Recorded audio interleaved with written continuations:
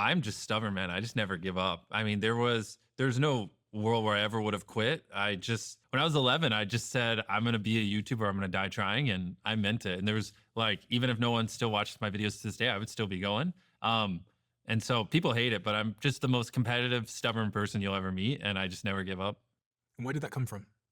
I have no idea, to be honest. Honestly, it feels like it was just in my DNA and my bloodstream. My mom hated it growing up. We'd always argue and like, she has this thing where like once Jimmy sets his mind to something, he just never stops. And it would always piss her off because when it was YouTube and she wanted me to be studying or things like that. But I really don't know. It's just always been how I am. And I think a lot of people have these weird tendencies and they tend to like try to like unlearn them. And like I had phases in my life where I was like, am I too extreme? Like people are very intimidated by me because I just am so obsessed with work and I'm so all in. And like, is this like unhealthy? Should I try to be more like a normal human? And especially when I was a teenager, it's a lot easier.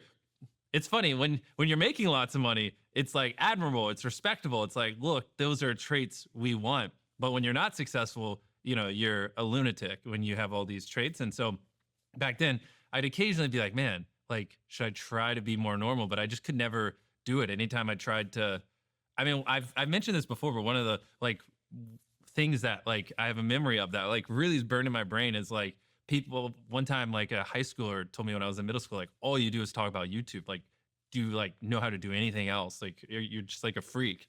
And I tried to like watch South Park, because that's what a lot of people in my school watch to fit in. And I just couldn't. I was like, this is such a waste of time. I don't like I could be working right now. And I tried to do all these things to like fit in. And I eventually just like stopped talking because I just didn't relate to anyone. And people used to call me mute. Like one of my teachers literally asked like if I was mute. Like, because that's how little I spoke because no one in the school I went to was entrepreneurial or wanted to build businesses. And I just didn't want to do anything else. And yeah, eventually I started to succeed, found other lunatics, and now life's great. But I like to tell this story when I'm on podcasts because if you have a younger viewer who's in that same spot, you're not the problem. It's your environment, and you just gotta put yourself in a better environment. What about your parents, mum and dad? You talk about your mother a lot. Yeah. Um. No, I don't. I didn't get it from them. Well, what influence did they both have on you? Um.